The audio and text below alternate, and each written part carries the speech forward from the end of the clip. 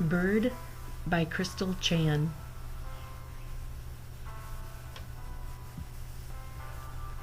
Jewel never met her brother John.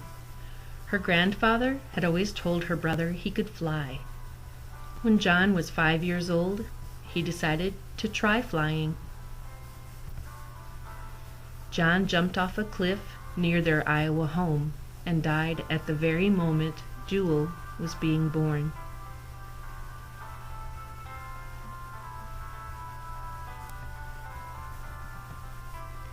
It's been 12 years now, and Jewel's grandfather, who had nicknamed her brother Bird, hasn't spoken a word since the day Bird died. Grandpa came from Jamaica, and he believes that the nickname he gave John caused harmful spirits called Duffies to bring death upon John.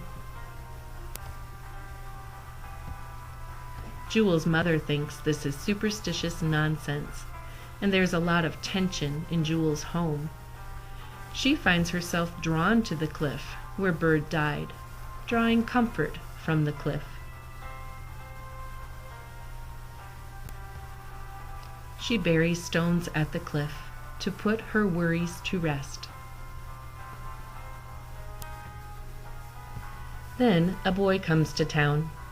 His name is John.